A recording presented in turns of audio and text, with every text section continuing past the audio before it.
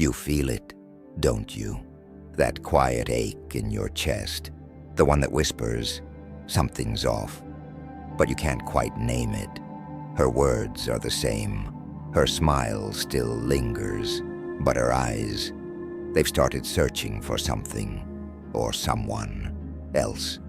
The most painful betrayals are the ones that hide behind a kiss, behind a laugh, behind, "I love you."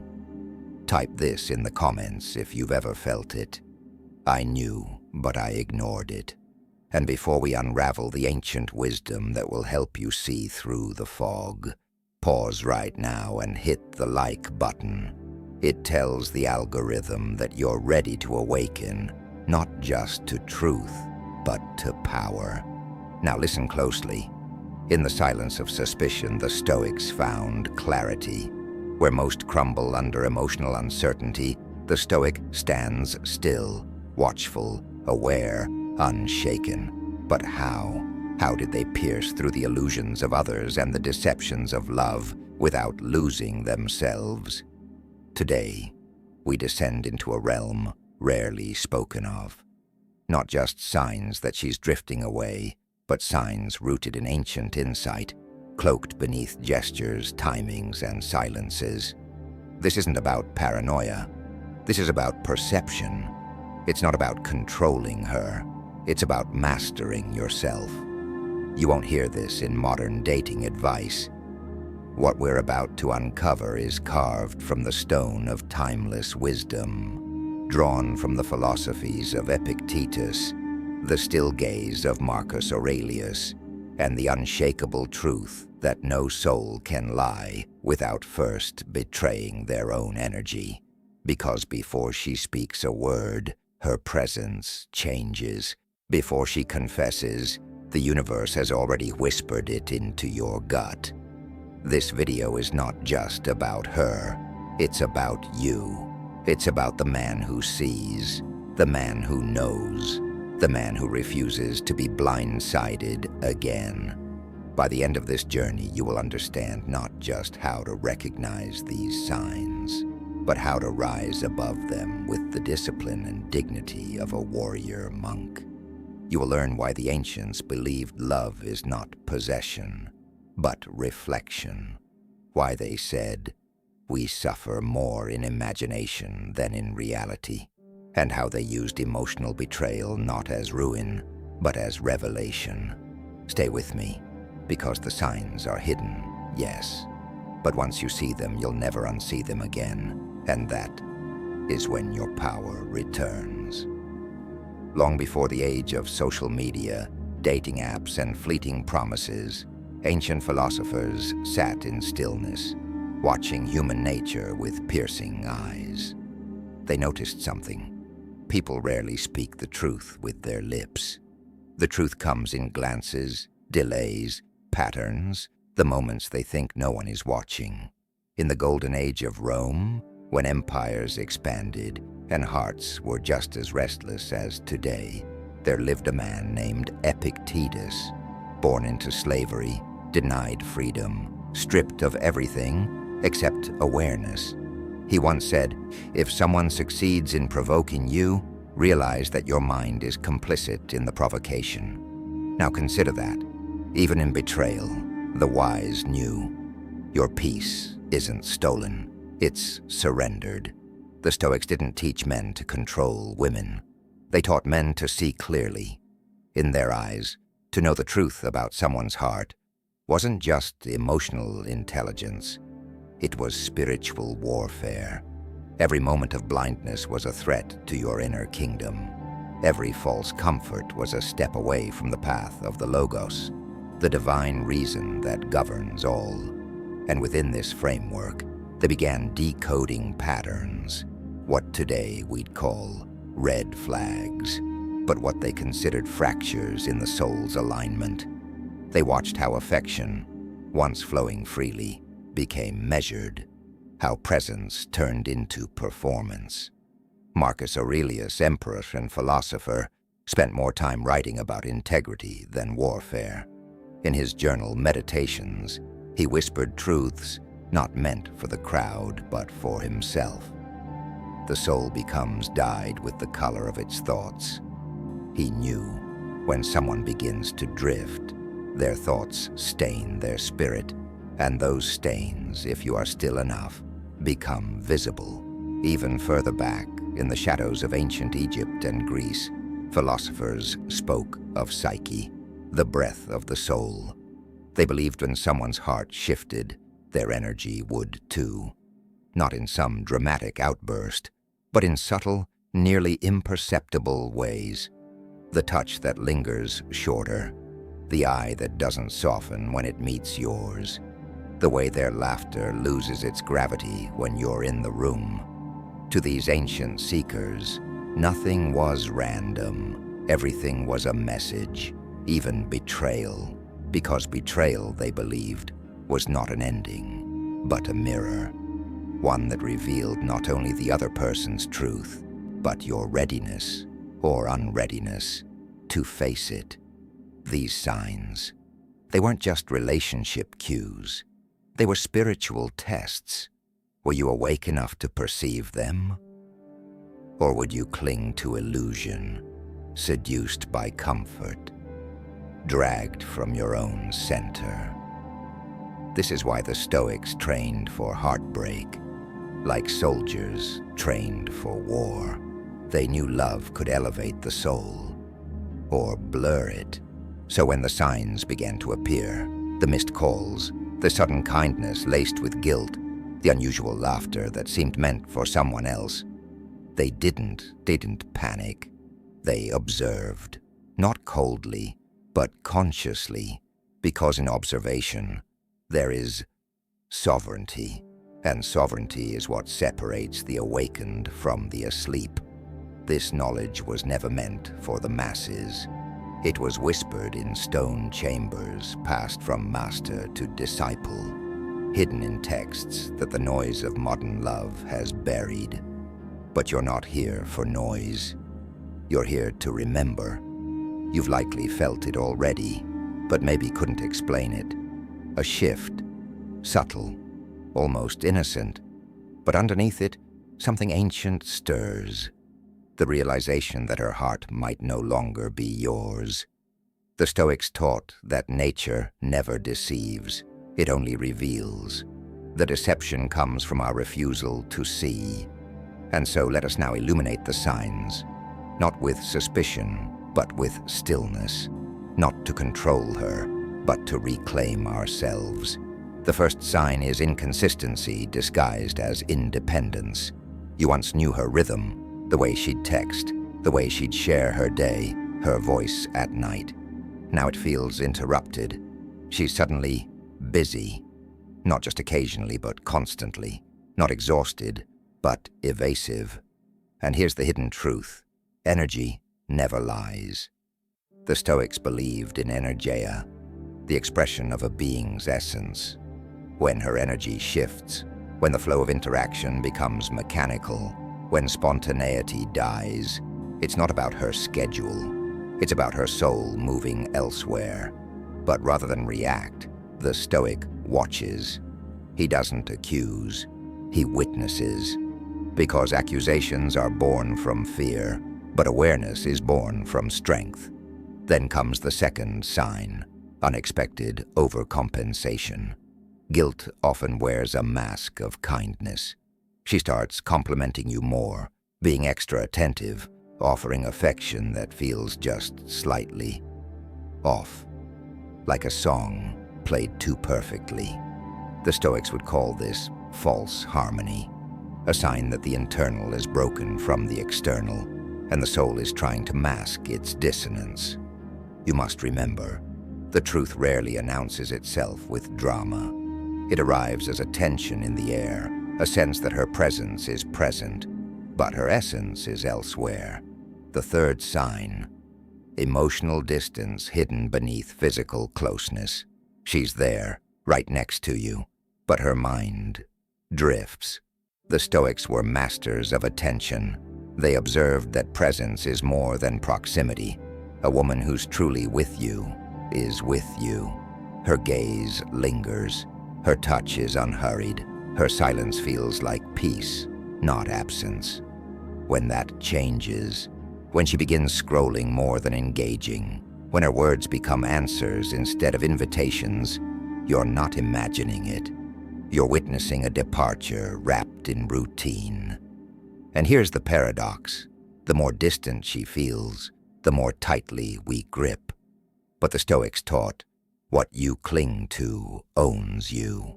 Let go, not of her, but of the illusion. When you stop needing the mask, you begin to see the face beneath it. Another sign, deflection when questioned. You ask something simple. Where were you? Who were you with?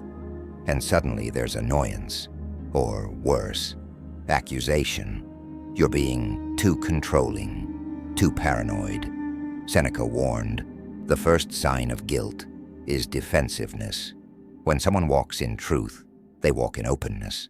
When they walk in shadows, they demand darkness. And then comes the most painful sign, the disappearance of vulnerability. She no longer tells you her fears, her dreams, her doubts, not because she no longer has them, but because someone else has become her confidant. This is not just emotional infidelity. This is the shifting of sacred space. The Stoics viewed vulnerability as a sacred contract, when one soul opens itself fully to another. When that contract is broken, even silently, the energy changes. You feel it in your bones. But the awakened man does not rage. He does not spiral. He sees. Because when you truly see, not just with your eyes but with your soul, you begin to sense what the Stoics always knew. Pain is not the enemy. Illusion is. And in that moment, where others would chase, beg, accuse, you stand still, because the one who sees does not chase shadows. He lets them pass and returns to his throne. You're still here. That means something in you already knows. This isn't just about her. It's about the part of you that has always felt too much, stayed too long, and hoped too hard. But now, that part is beginning to awaken. Let us go deeper. There are signs that don't show themselves in actions or words. These signs live in the cracks, in what's missing, not in what's said. The Stoics taught us that subtlety reveals more than speech, and it's in that subtlety that we find the truth behind the truth. One of the most hidden signs, the sudden pursuit of mystery. Where there was once comfort in sharing, now she becomes poetic, mysterious. She wants to be unpredictable, spontaneous. She changes her hair, her music, her scent. She speaks in riddles. At first it might even feel attractive, exotic, wild. But here lies the Stoic warning. When someone begins to perform themselves, instead of simply being themselves, they're no longer anchored to you. They're performing for someone else's attention. It's the performance of reinvention, a kind that rarely comes from self-growth, but from the magnetic pull of a new presence. Another hidden sign, absence in small rituals. Every couple has them, rituals. The morning text, the goodnight call, the way you used to laugh at nothing or cook together. But now, these rituals disappear, one by one. No fight, no explanation, just silence where there once was rhythm. The Stoics believed ritual binds the soul, the quiet, repeated acts that tether two spirits together. When these begin to die, it's not just forgetfulness, it's detachment. It's the beginning of another thread being woven elsewhere. And then, emotional shutdown during your vulnerability. You open up, you share your fear, your doubt. You try to connect, not to accuse, but to reach. And instead of comfort, you're met with distance, annoyance, sometimes even mockery. This is not just disinterest, it's discomfort. Because when she begins to offer her emotional energy to someone else, your emotions become inconvenient. You become a mirror she no longer wants to look into, and so she turns away, not from your heart, but from her guilt. There's also the disruption of time. She begins to forget things. Birthdays, memories, inside jokes. It seems small, but for the Stoics, memory was sacred. It was proof that the present honored the past. When someone forgets the very moments that built the bond, it is often because they are no longer building toward you. Their future is being imagined elsewhere. Another rare but piercing sign. Her silence starts to speak more than her words. She no longer argues, no longer engages. You feel like you're talking to a version of her that's echoing from behind a wall. The Stoic said, "Silence can be an answer. Pay attention to what is no longer being said." Silence, when born from peace, is gentle, but silence born from deception, it hardens the air, and you can feel it, like a ghost sitting between you. And perhaps the most mystically veiled sign, your own spirit begins to dim. You feel drained, unsettled, anxious for reasons you can't name. This is not weakness. This is your intuition sounding an alarm. The Stoics did not deny emotion. They transcended it through understanding, and they believed deeply in the body's wisdom. When your energy dims around someone, when your peace is no longer intact in their presence, it's not paranoia, it's perception, because the soul knows before the mind accepts. So now we must ask, if all these signs are appearing, what should you do? How do you face this invisible betrayal without collapsing? That's where the Stoic path becomes your weapon and your refuge. Now that your eyes are open, the question becomes, what do you do with what you've seen? The Stoics believed that knowledge without action is a burden, not a gift. So if you now recognize the signs, subtle, hidden, unspoken, the next step is not confrontation, it's transformation. Let us begin not with her, but with you. The first practice is inner detachment, a ritual older than Rome itself. Each morning before your feet touch the ground, repeat to yourself, "She does not belong to me. She never did. She belongs to herself, and I belong to my path." This is not an act of coldness. It's an act of spiritual sovereignty. The Stoics trained themselves to love freely, but to release gracefully. This doesn't mean you feel nothing. It means your identity is no longer anchored to another's behavior. Start journaling, not to analyze her, but to understand you. Write not what she did, but how it affected you and what it revealed about your attachments. This ancient practice, called hegemonikon, the ruling faculty, was believed to be the gateway between pain and purpose. The second technique, withdraw the energy without withdrawing the presence. The Stoic does not storm out.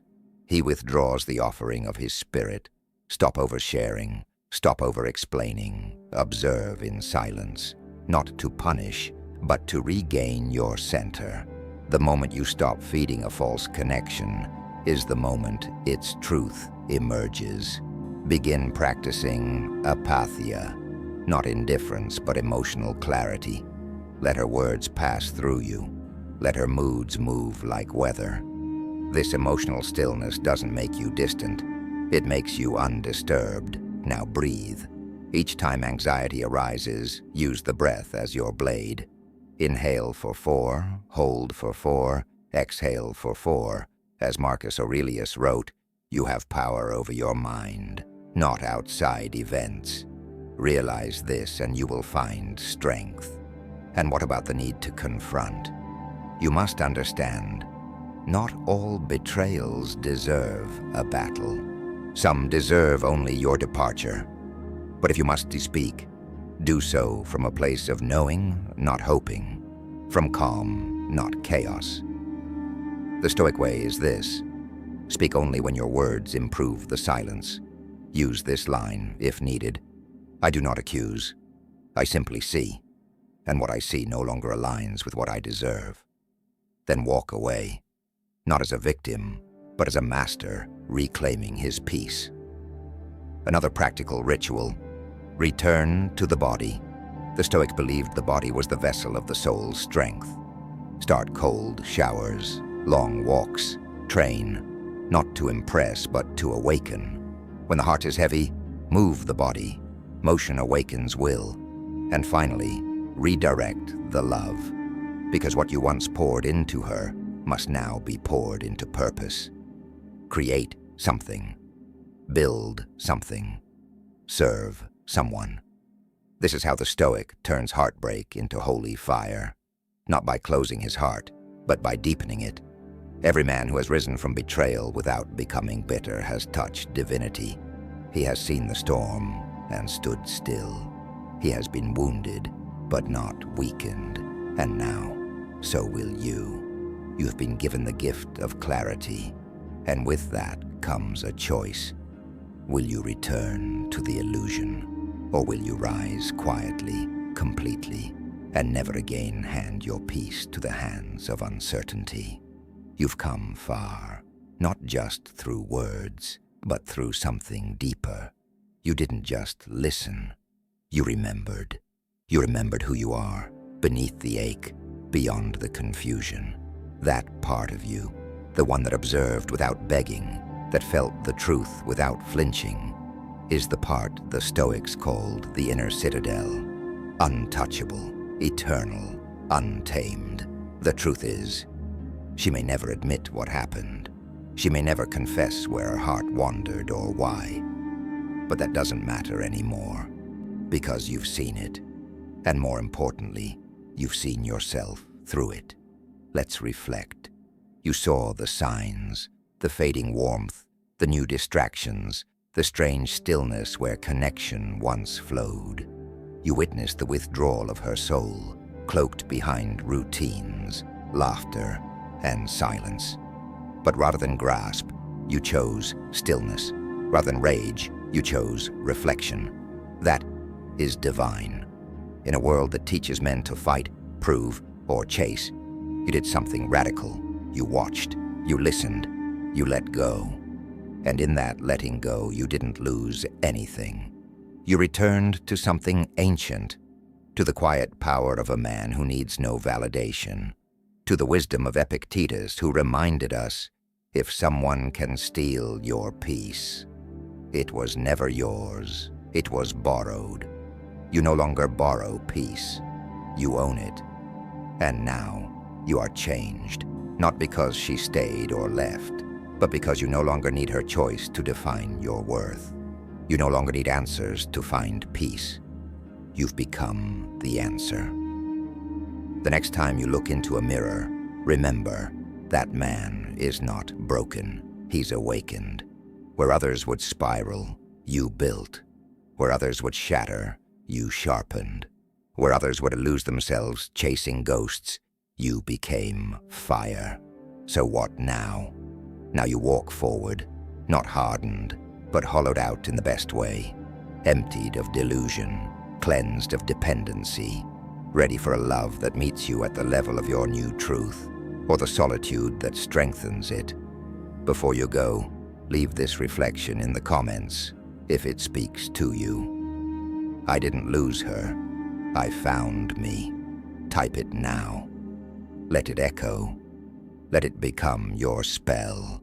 And if this message opens something within you, a truth, a wound, a power, then like this video, so it reaches the ones who still suffer in silence, the ones still waiting for a sign. Be that sign. This isn't just a video, it's a threshold. You stepped through it, and you're not the same man who pressed play. Now rise, and remember, a woman can walk away, but your soul never should. Until next time, stay still, stay sovereign, stay sacred.